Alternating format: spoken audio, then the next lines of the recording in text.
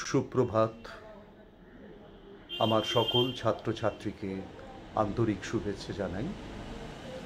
অসংখ্য ছাত্রছাত্রীদের অনুরোধে স্কুল সার্ভিস 2025 এই পরীক্ষাটির খুঁটিনাটি তথ্য আজ আমি আলোচনা করব। প্রায় 10 বছর আগে 2016 সালে প্রথম এসএলএসটি পরীক্ষা অনুষ্ঠিত হয়েছিল। সেই পরীক্ষার মাধ্যমে প্রায় 26,000 প্রার্থীকে শিক্ষক ও কর্মচারী পদে নিয়োগ করা হয়, কিন্তু দুর্নীতির অভিযোগে এই পরীক্ষাটি সুপ্রিম কোর্টে বাতিল হয়ে যায়। প্যানেল বাতিল করে দেওয়া হয় এবং নতুন পরীক্ষার নির্দেশ দেওয়া হয়। আগামী 31শে ডিসেম্বর 2025-এর মধ্যে রাজ্য সরকার ও স্কুল সার্ভিসকে সুপ্রিম কোর্ট নির্দেশ দেয় নতুন করে পরীক্ষা নিতে এবং পরীক্ষার্থীদের স্বচ্ছভাবে নিয়োগ করতে। সেক্ষেত্রে সুপ্রিম কোর্ট কিছু বিশেষ নির্দেশ দিয়েছিল, যথা 2016-র চাকরি প্রার্থীরাই কেবলমাত্র পরীক্ষা দিতে পারবে এবং তারা কেবলমাত্র বয়সের ছাড় ছাড়া আর কোনো সুযোগ বা অতিরিক্ত সুবিধা পাবে না এবং 2016-র সিলেবাস অনুসারে পরীক্ষাটি অনুষ্ঠিত হবে। যদিও রাজ্য সরকার তথা স্কুল সার্ভিস যে নতুন বিজ্ঞপ্তি প্রকাশ করেছে, তাতে পুরনো পদের সাথে কিছু নতুন পদ যুক্ত করে নতুন পরীক্ষার্থীদেরও এই পরীক্ষাটি দেওয়ার সুযোগ দিয়েছে। কিন্তু এক্ষেত্রে নতুন পরীক্ষার্থীরা 10 নাম্বার পিছিয়ে তাদের প্রতিযোগিতা শুরু করছে। সরকারের উচিত ছিল নতুন পরীক্ষার্থীদের জন্য আরও যে অজস্র ভ্যাকান্সি রয়েছে সেটা নিয়ে পৃথক পরীক্ষা অনুষ্ঠিত করা। প্রসঙ্গত, যারা 2016-র প্রকৃত যোগ্য পরীক্ষার্থী এবং যারা ইন সার্ভিস টিচার ছিলেন, এদের মধ্যে বহুজন যোগ্য এবং সৎভাবে পরীক্ষা দিয়ে চাকরি পেয়েছিলেন। তাদেরকে আবার পরীক্ষায় বসতে হচ্ছে, এটা অত্যন্ত দুঃখের। তাদের নিঃশর্তেই চাকরি ফিরিয়ে দেওয়া উচিত ছিল। যাই হোক, এই নিয়ে সুপ্রিম কোর্টে রিভিউ পিটিশন জমা পড়েছে। সুপ্রিম কোর্ট চূড়ান্ত কি নির্দেশ দেয় তার উপরই নির্ভর করছে এই পরীক্ষাটি ও নিয়োগের ভাগ্য। কিন্তু এই মুহূর্তে প্রতিটি স্টুডেন্টের কাছে এই পরীক্ষার ফর্ম ফিল আপ করা ছাড়া অন্য কোনো উপায় নেই। তোমরা প্রত্যেকেই সঠিকভাবে পরীক্ষাটির ফর্ম ফিল আপ করো এবং অত্যন্ত মন দিয়ে পড়াশোনা করো, নিজেদেরকে নিখুঁতভাবে তৈরি করার চেষ্টা করো।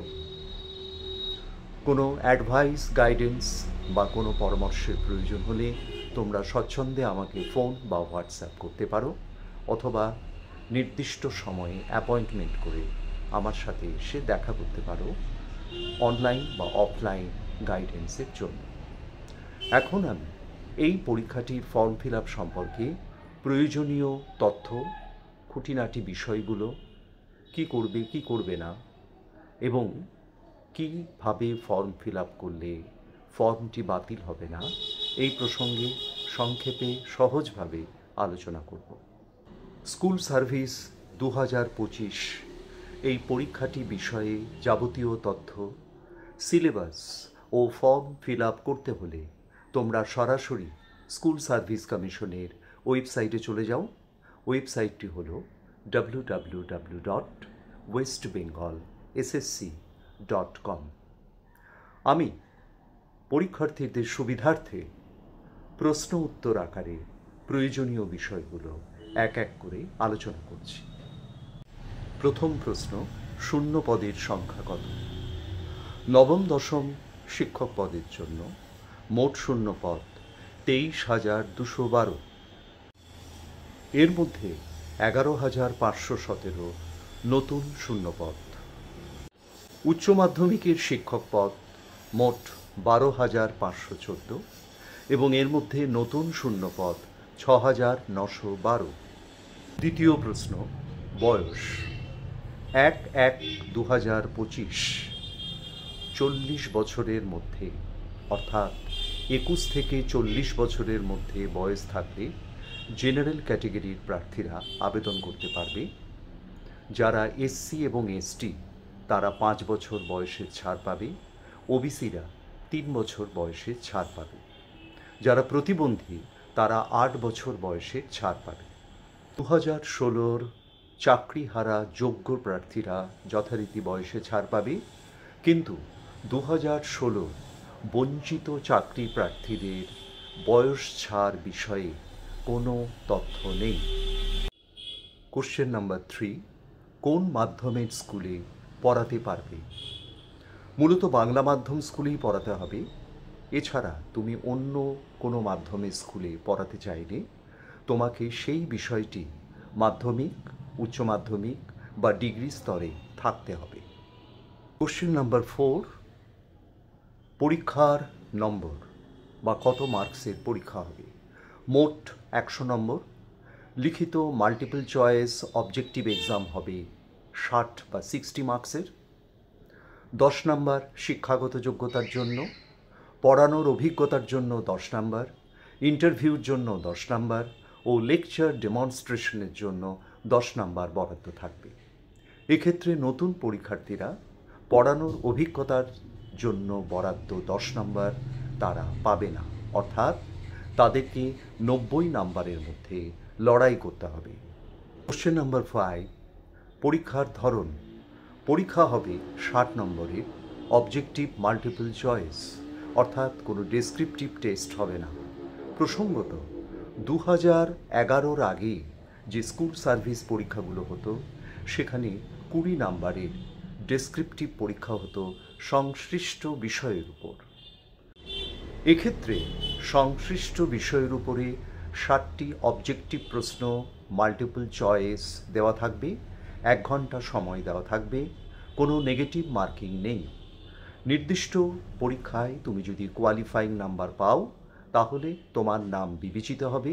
সেক্ষেত্রে এই অবজেক্টিভ মাল্টিপল চয়েস পরীক্ষায় প্রাপ্ত নম্বর ও তোমার শিক্ষাগত যোগ্যতার নম্বর যোগ করে তোমাকে ইন্টারভিউ বা কাউন্সিলিংয়ের জন্য ডাকা হবে। কোশ্চেন নাম্বার 6, কিভাবে নির্বাচন হবে? 100টি শূন্য পদের জন্য 160 জন প্রার্থীকে ইন্টারভিউতে ডাকা হবে।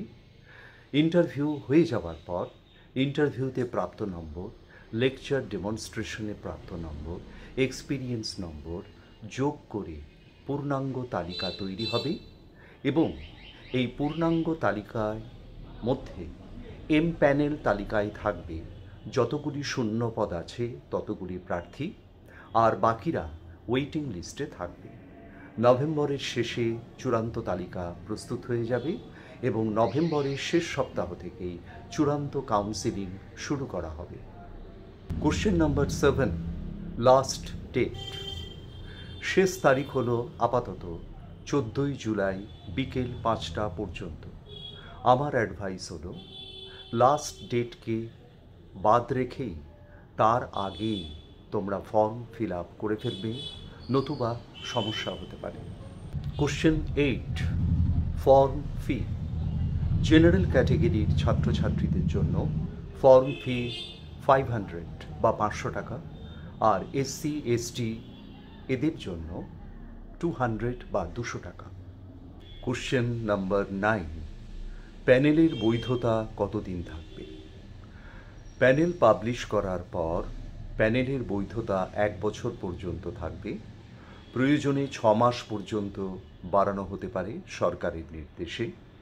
তারপর প্যানেল বাতিল হয়ে যাবে এবং তারপর আর কোনো প্রার্থীকে কাউন্সিলিংয়ের জন্য ডাকা হবে না। কাউন্সিলিং হয়ে যাবার পর রেকমেন্ডেশন লেটার পাওয়ার পর 30 দিনের মধ্যে স্কুলে জয়েন করতে হবে, নতুবা রেকমেন্ডেশন বাতিল হয়ে যাবে। নাম্বার 10, যোগ্যতা। নবম দশমের শিক্ষক হতে গেলে গ্র্যাজুয়েশন বা অনার্সে 50% মার্কস থাকতে হবে। যদি গ্র্যাজুয়েশনে বা অনার্সে 50% মার্কস না থাকে কিন্তু পোস্ট গ্র্যাজুয়েশনে 50% মার্কস থাকে, তাহলে তারা 9-10-এর টিচার হিসাবে অ্যাপ্লাই করতে পারবে।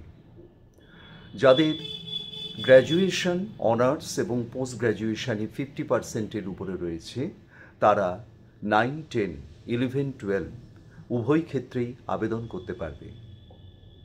আরও সহজ করে বলতে গেলে, যাদের পোস্ট গ্র্যাজুয়েশনে 50%-এর উপরে মার্কস রয়েছে, তারা 11, 12-এর জন্য অ্যাপ্লাই করতে পারবে, 9, 10-এর জন্য অ্যাপ্লাই করতে পারবে।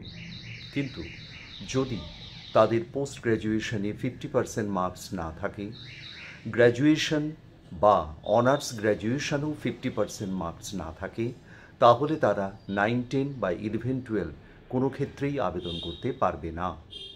কোশ্চেন নাম্বার 11, ওএমআর শিট ও প্রশ্নপত্র। পরীক্ষাটি ওএমআর শিটে হবে। পরীক্ষা হয়ে যাবার পর তোমরা ওএমআর শিটের কার্বন কপি বাড়িতে নিয়ে যেতে পারবে। পরীক্ষা হয়ে যাবার পর মডেল অ্যান্সার কিও প্রকাশ করা হবে ওয়েবসাইটে। ওএমআর শিট 2 বছর অবধি সংরক্ষণ করা হবে। ইমেজ 10 বছর অবধি সংরক্ষণ করা হবে। তোমরা ভবিষ্যতে ইমেজ দেখতে চাইলে নির্দিষ্ট ফি দিয়ে সেটা দেখতে পারবে। প্রশ্নপত্র বা উত্তর মূল্যায়ন সম্পর্কে কোনো অভিযোগ থাকলে তোমরা লিখিতভাবে স্কুল সার্ভিস কমিশনকে জানাতে পারবে। Question number 12, cut off marks ও ক্যাটাগরি। তোমরা যারা যে ক্যাটাগরিতে অ্যাপ্লাই করছো, সেই ক্যাটাগরিতেই তোমরা নির্বাচিত হবে। নির্দিষ্ট ক্যাটাগরির ক্ষেত্রে যে কাট অফ মার্কস থাকবে, সেই কাট অফ মার্কস পেরোলে তোমরা ডাক পাবে। কিন্তু কেউ যদি সংরক্ষিত ক্যাটাগরিতে কাট অফ মার্কসের থেকেও এমন বেশি মার্কস পায় যেটা জেনারেল ক্যাটাগরির মতো, তারা কিন্তু সংরক্ষিত ক্যাটাগরি থেকে জেনারেল ক্যাটাগরিতে আসতে পারবে না। অর্থাৎ ফর্ম ফিল আপের সময় তোমরা যে ক্যাটাগরি চিহ্নিত করছো, সেই ক্যাটাগরির ক্ষেত্রেই তোমাদের প্রার্থীপদ বিবেচনা করা হবে। কোশ্চেন নাম্বার 13, শিক্ষাগত যোগ্যতার মোট নম্বরে কোনো ছাড় আছে কি?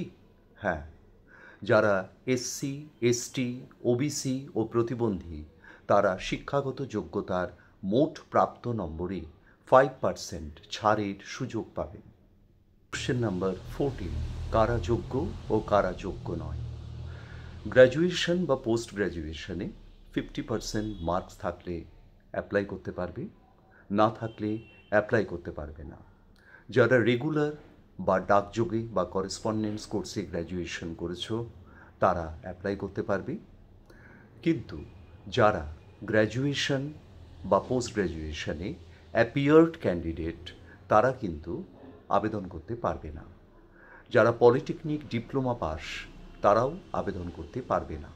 সব ক্ষেত্রেই বিএড পাস বাধ্যতামূলক।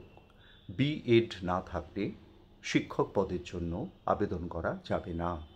কোশ্চেন নাম্বার 15, পরীক্ষার ভাষা ও নেগেটিভ মার্কস। পরীক্ষা প্রশ্নপত্র তৈরি হবে ইংরেজি ও বাংলায়, এবং এই পরীক্ষাতে 60 নম্বরের মাল্টিপল চয়েস প্রশ্নপত্রের উত্তরের ক্ষেত্রে কোনো নেগেটিভ মার্কিং থাকবে না। সুতরাং তোমরা জেনে বা অনুমান করে 60টা প্রশ্নেরই উত্তর দিতে পারো। তবে অবশ্যই তাড়াহুড়ো করে নয়, চিন্তা ভাবনা করে, বিচার বিবেচনা করে।